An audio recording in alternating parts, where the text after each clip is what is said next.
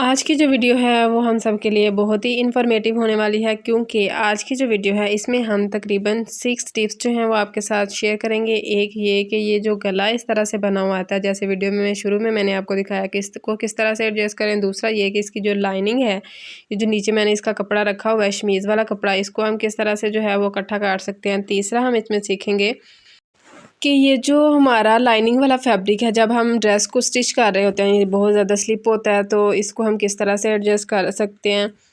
चौथा हम इसमें सीखेंगे कि इसके जो चाक जो हैं वो फट जाते हैं अक्सर कमीज़ों के, तो उसको हम किस तरह से एडजस्ट कर सकते हैं। और पांचवी जो इसकी टिप है वो हम इसकी जो सितारों वाली लैस आती है ना बाज़ार से, उसको लगाने का तरीका जो है वो सीखेंगे। और छठा जो है वो हम जामा वार की जो फैशन पट्टी होती है वो किस तरह से हम इसके ऊपर जो है वो एडजस्ट कर सकते हैं। तो वीडियो को आपने एंड तक देखना है, कोई भी स्टेप मिस नहीं करना, ठीक है। तो ये देखें, शर्ट की फ्रंट जो हिस्सा था मैंने आपको दिखा दिया कि किस तरह से मैंने इसको रख के ज़मीन पे तो इसकी कटिंग कर ली थी। अब चारों जो पीसेज हैं इस तरह से बिल्कुल इक्वल, जिस तरह से मैं रख रही हूँ आपने बिल्कुल इसी तरह से रखना है। पहले लाइनिंग वाला कपड़ा रखना है, फिर बैक साइड की शर्ट का जो मेन फैब्रिक होगा वो रखना है, फिर लाइनिंग वाला कपड़ा और फिर फ्रंट शर्ट का हिस्सा हमने रख लेना है। अब जी इसका यहाँ से जो इसका कंधा है वो मैं आपको यहाँ से माप के दिखा देती हूँ। तो जब मैंने इसको यहाँ पे रखा है तो कपड़ा जो है वो इकट्ठा हो रहा था, तो आपने इसको साइड से बैक साइड से इस तरह से माप लेना है। तीरा जब भी हम मापते हैं बैक साइड से मापते हैं कमीज़ की, तो कमीज़ की बैक साइड करके आपने तीरा इसका माप लेना है। मैंने जो तीरा मापा है उसकी जो लंबाई है ना वो 16 इंच आ रही थी, तो हाफ इंच मैंने इसमें सिलाई का मार्जिन छोड़ा है। और इसके बाद इस तरह से हमने इसकी कट जो है वो पहले एक लाइन लगानी है और इसके बाद फ्रंट और बैक साइड पे इस तरह से गोलाई का एक निशान लगा लेना, ठीक है। और जी इसके बाद जो हमने इसका आर्म होल का निशान लगाया था ना, उसका हमने हाफ़ कर लेना है। और इस तरह से फ्रंट के जो दो पार्ट हैं उनकी डीप हमने इस तरह से जो है वो निशान लगा लेना, ठीक है। निशान यहाँ पे टेढ़ा मेढ़ा इसलिए इसका लगा है क्योंकि ये फैब्रिक जो है वो रेशमी फैब्रिक है, तो मैं सीधा इसका निशान लगा भी रही हूँ तो नहीं लग रहा। फैब्रिक जो है वो बार बार स्लिप हो रहा है, तो मैंने इसलिए यहाँ पे एक फ़र्ज़ी सा निशान लगाया। जब हम इसकी कटिंग करेंगे तो ये कटिंग में जो है वो एडजस्ट हो जाएगा। अगर आपने इसकी मुकम्मल वीडियो देखनी है तो इसकी काफ़ी ज़्यादा वीडियोस जो हैं वो मैं अपलोड कर चुकी हूँ कि शर्ट की किस तरह से कटिंग करते हैं, आर्म होल की किस तरह से कटिंग करते हैं। तो प्लीज़ आप उन वीडियोस को देख लीजिएगा और ताकि आपको अच्छे तरीके से उनकी समझ आ जाए। इसके अलावा भी मैंने काफ़ी ज़्यादा इन्फॉर्मेटिव वीडियोस जो हैं वो अपने चैनल पर अपलोड की हुई हैं, तो प्लीज़ आप मेरे चैनल को विज़िट करें, आपको इंशाल्लाह बहुत कुछ सीखने को मिलेगा। अब ये देखें जी, 1 इंच तक हमने इसकी डीप कटिंग कर लेनी है। इसके बाद जो इसकी बैक साइड है उसकी हम अलग से कटिंग करेंगे। तो ये इसकी जो बैक साइड है ना दरमियान से थोड़ी सी कम हो रही थी, तो मैंने देखा है पहले कि जो हमारा फ्रंट साइड का गला है वो वहाँ तक जो है इसका फैब्रिक पूरा आ रहा है, तो वहाँ तक फैब्रिक पूरा था, तो दरमियान से जो फैब्रिक इसका कम हो रहा था ना, तो उससे उसकी वैसे भी हमने गोल गले की बैक साइड से कटिंग कर लेनी थी, तो मैंने उसको वैसे ही रहने दिया। अब ये देखें कि ये जो लाइनिंग वाला फैब्रिक है ना, इसको हमने इस तरह से स्टिच करना है, ठीक है।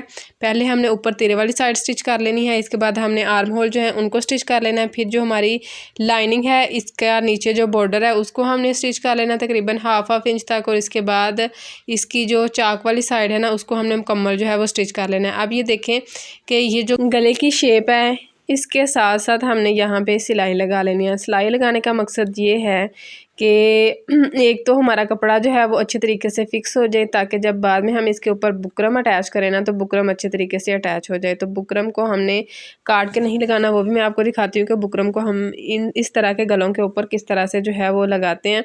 तो अगर हम इसकी वैसे ही कटिंग करके लगाते ना तो गला जो है वो सारा टेढ़ा मेढ़ा हो जाना था, तो डिज़ाइन जो है वो भी सारा ख़राब हो जाना था। तो इसलिए हम ये वाले जो गले हैं ना इनको इस तरह से स्टिच करते हैं। थोड़ा सा टाइम तो लगता है लेकिन बाद में सूट की समझे जी टोरें निकल आती हैं और गला भी जो है वो बहुत ही ज़बरदस्त बन के तैयार होता है। अब ये देखें गले को मैंने यहाँ से स्टिच कर लिया। अब बारी आती है कि इस पे हमने बुकरम किस तरह से लगानी है। तो इस तरह से आपने एक बुकरम का पीस लेना है, फ्रंट साइड से आपने रख के देख लेना है। लंबाई और चौड़ाई में तकरीबन 1.5 इंच आपका बुकरम जो है वो एक्स्ट्रा होना चाहिए। अब गले को इस तरह से हमने अच्छे तरीके से प्रेस कर लेना बैक साइड से, और जो बुकरम है उसका हमने यहाँ से हाफ़ बनाना है और गले के दरमियान में इस तरह से हमने इसको जो है वो अच्छे तरीके से प्रेस कर लेना है। ठीक है। अगर हम इस तरह से गला बनाते हैं ना तो इसकी शेप जो है वो बहुत ही ज़बरदस्त आती है, और जिस तरह का हमारी शर्ट के ऊपर कंपनी वालों ने गला बनाया होता है ना, बिल्कुल उसी तरह से जो है वो गला बन जाता है। अगर आपका गला छोटा हो तो आप जिस तरह से फिर उसको बनाना चाहें वो आपकी मर्ज़ी है, लेकिन ये गला काफ़ी था तो मैंने इसको इस तरह से जो है वो एडजस्ट कर लिया। अब ये देखें कि ये जो गले के साथ साथ हमने सिलाई लगाई थी ना, उसके ऊपर मैंने इस तरह से ट्रेसिंग व्हील चला लिया ताकि इसके ऊपर सिलाई लगाने में आसानी रहे। इसके बाद मैं आपको यहाँ से इस पे निशान भी लगा के दिखा रही हूँ। तो इस तरह से ट्रेसिंग व्हील चलाने के बाद आपने इस तरह से इसके ऊपर निशान लगा लेना, ताकि अच्छे तरीके से जो हमारा निशान है ना वो दिखाई देने लग जाए। अब जितनी हमने बुकरम काटी थी उससे तकरीबन ½ इंच आपने एक्स्ट्रा इस तरह से एक पीस लेना, ताकि हमारा जो गला है उसको हम जब बैक साइड पे फोल्ड करें तो उसके साथ हमारा एक्स्ट्रा जो फैब्रिक लगता है गले के ऊपर वो भी अटैच हो जाए। अब इस तरह से मैंने यहाँ पे गम स्टिक लगा ली है और गले को अच्छे तरीके से मैंने प्रेस कर लिया। इस तरह से जो है वो हमारा गला जो है वो हिलेगा नहीं और सिलाई लगाने में भी आसानी रहेगी। ये देखिए इस तरह से मैंने इसके ऊपर जो निशान लगाया था सिलाई लगा ली है। अब तकरीबन 2-2 सूत का मार्जिन छोड़ने के बाद इस तरह से हमने इसकी कटिंग कर लेनी है। इसके बाद छोटे छोटे से यहाँ पे कट लगा लेने हैं। दरमियान में आपने कट ज़रूर लगाना है, कि बस ख्याल रहे कि सिलाई के ऊपर आपकी कटिंग नहीं आनी चाहिए। सिलाई से थोड़ा सा पीछे रख के इसकी कटिंग कर लीजिएगा। अब जो एक्स्ट्रा बुकरम है उसको कपड़े से हम इस तरह से उतार लेंगे और इसकी हम इस तरह से कटिंग कर लेंगे। ठीक है। इसके बाद हम इसको अच्छे तरीके से प्रेस कर लेते हैं ताकि ये गला जो है वो अच्छे तरीके से दोबारा से फैब्रिक के ऊपर चिपक जाए। अब ये गले को इस तरह से बैक साइड पे करके तो इसको हम नीट कर लेते हैं। ठीक है। इसी तरह से आपने फुल गले को जो है वो नीट कर लेना है, और ये जो हमारा एक्स्ट्रा फैब्रिक था इसको भी हमने इस तरह से जो है वो काट लेना, ताकि अच्छे तरीके से जो है वो फोल्ड हो जाए। फोल्डिंग का आपने इसमें फैब्रिक छोड़ना है। ठीक हो गया। अब इस तरह से इसको अच्छे तरीके से प्रेस करने के बाद आपने इसको जो है वो हैंड स्टिच कर लेना है। अच्छा जी, गला थोड़ा-सा मेरा ख़राब लग रहा है तो बहुत माज़रत, बस आप वीडियो को जो है वो समझ लीजिएगा कि मैं आपको क्या समझाने की कोशिश कर रही हूँ। बाकी अगर आपको कहीं से समझ ना आए तो आप मुझे कमेंट करके पूछ सकते हैं। अब ये देखें गला हमारा जो है वो बन के जो हो चुका है तैयार। अब इसमें हमने इस तरह से जो है वो लैस लगानी है और फैशन पट्टी लगानी है। इस तरह की जो हम जामावार की फ़ैशन पट्टी लगाते हैं ना, तो अगर हम बाज़ार से बनी लें तो ये बहुत ही बेस्ट रहती है। तो ये भी मैं आपको इसकी बाद में डिटेल बताती हूँ। पहले ये देखें, ये जो हमने 1 इंच की यहाँ पे पट्टी लगाई है ना, ये हमने इसलिए यहाँ पे लगाई है, और इसको फ़ोल्ड करने का तरीका जो है वो भी मैंने आपको बता दिया कि किस तरह से इसको फ़ोल्ड करके हमने चाक के दरमियान में रखना है। अच्छा, ये पट्टी हमने इसलिए यहाँ पे लगाई है कि अक्सर जो है वो इस यहाँ से ना चाक वाली जो साइड है यहाँ से फैब्रिक जो है वो हेल्दी जो आपियाँ होती हैं या आंटियाँ होती हैं उनका यहाँ से चाक जो है वो फट जाता है। तो इस तरह से आप पट्टी लगा लिया करें तो इंशाल्लाह आपका चाक नहीं फटेगा।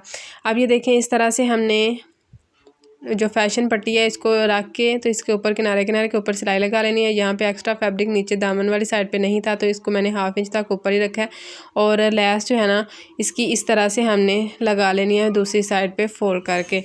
इस तरह से लैस लगाना बहुत ही आसान है। और दूसरा ये कि इस तरह से जब हम लैस लगाते हैं ना एक साइड से थोड़ा सा फैब्रिक छोड़ के, तो बाद में उसको दूसरी साइड पे जब फोल्ड कर लेते हैं तो इसकी फिनिशिंग जो है वो बहुत ही ज़बरदस्त आती है, और इसका जो कॉर्नर है ना उसकी लुक भी जो है वो बहुत ही नीट निकल के आती है। तो अगर आप इस तरह से लैस लगा रहे हों जो ऑर्गेन्जा के ऊपर बनी होती है, या आप शिटल की लैस लगा रहे हों, तो आपने दुपट्टे के कोने जो हैं वो भी इसी तरह से बनाने हैं, और जो कमीज़ के कॉर्नर हैं वो भी आपने इसी तरह से बनाने हैं। आप दूसरी तरफ से भी देख लें कि किस तरह से मैंने इसको फ़ोल्ड किया। पहले हमने लैस को फ़ोल्ड करना है, इसके बाद हमने ऊपर जो फैशन पट्टी होगी, या इस तरह से अगर आपने ये वाली पट्टी लगानी है तो इस तरह की पट्टी जो है वो भी आपको आसानी के साथ बाज़ार से मिल जाती है। इस तरह से अगर हम लेके आएँ तो एक तो यह है कि टाइम बच जाता है, और दूसरा ये कि इसमें डोरी होती है। डोरी मैंने इसकी निकाल ली है। ठीक है। तो जितना इसका फैब्रिक डोरी में आ रहा था उसी के ऊपर मैं यहाँ पे इसकी सिलाई लगा रही हूँ। अब जिस तरह से हमने इस साइड पे सिलाई लगाई है, दूसरी साइड जो है ना शर्ट की उस पर भी हमने इसी तरह से जो है वो मुकम्मल सिलाई लगा लेनी है। और जी दूसरी साइड पे भी इसी तरह से हमने एक इंच की पट्टी लेनी है। इसको हमने इस तरह से फोल्ड करके तो चाक वाले हिस्सा जो है ना उसके ऊपर हमने इस तरह से इसको रख देना है। यहाँ से हम पट्टी को भी काट लेंगे और लेस को भी यहाँ से काट देंगे। तो तरीके तो आपने बहुत से सीखे होंगे, लेकिन ये तरीका सबसे आसान है, सबसे बेस्ट है और फिनिशिंग भी इसमें बहुत ही ज़बरदस्त आती है। माशाल्लाह से गला भी इसका बहुत ही प्यारा बन के तैयार हुआ है और दामन की लुक जो है वो भी बहुत ही ज़बरदस्त ये देखें आई है। तो अगर आप मेरे चैनल पर नए हैं तो वीडियो को लाइक कर लें, चैनल को सब्सक्राइब कर लें और ये बेल आइकन को भी प्रेस कर लें ताकि मेरी फ्यूचर की तमाम वीडियोस का नोटिफिकेशन आपको फटाफट से मिलता रहे। मिलते हैं आपसे इंशाल्लाह नेक्स्ट वीडियो में। फ़ी अमान अल्लाह।